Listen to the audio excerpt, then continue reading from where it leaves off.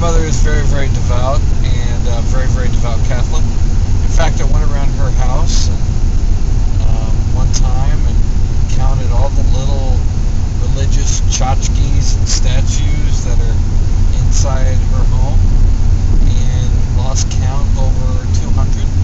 What's so cool about my mom is that when I went through my divorce 6 years ago and I told her that I was getting a divorce, I did not truly know how she was going to react, but she was extremely supportive, and I didn't know at the time that was going to be obvious, but she was extremely supportive, and was probably, besides my dog, the biggest support to me in getting me through the other side of that divorce. Let's get back to the divorce. So, we're going to hit all the big things. So, what is the biggest lesson that you took away from your marriage? What did you learn that you can apply without being overly bitter? I'm absolutely not bitter.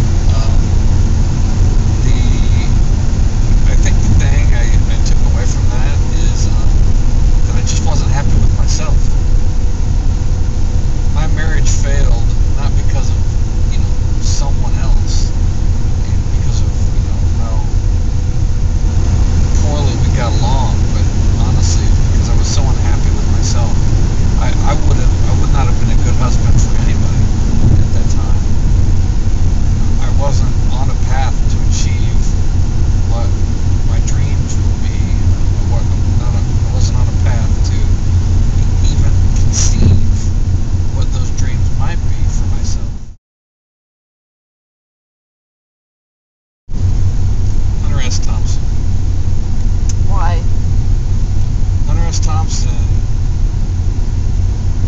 every word is a celebration. Every single thing he writes, every word that he crafts in his stories is absolutely like a brushstroke on a lovely painting. And words drip from the pages like maple syrup off a plate of Linda pancakes that you make for me at least once every other couple of weeks.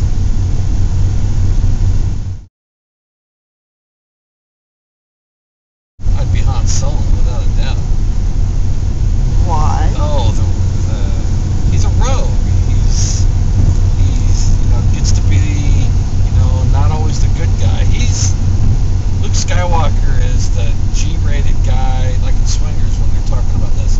Luke Skywalker is like the G-rated guy you always root for. He's like the golly gee whiz willikers guy. Han Solo is like the R-rated guy. You don't really know if he's going to stab you in the back or if he's going to do something great for the universe. He could do either, and you wouldn't be surprised by either.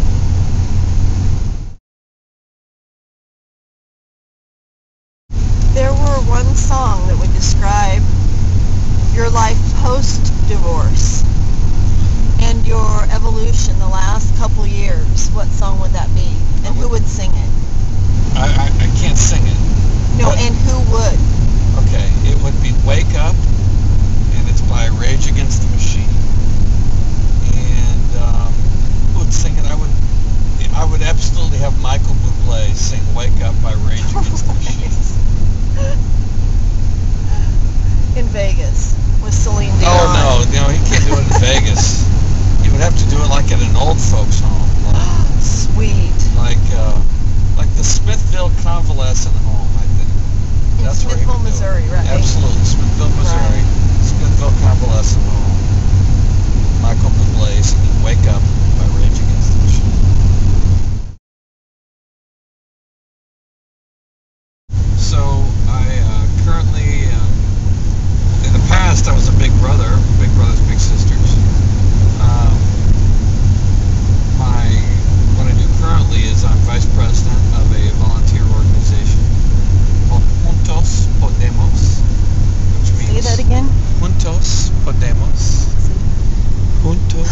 Podemos. Okay, got it. Which means Together We Can.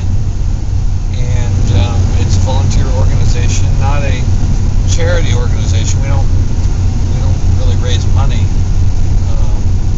but we are chartered to volunteer in the inner city to help out the Latin American community.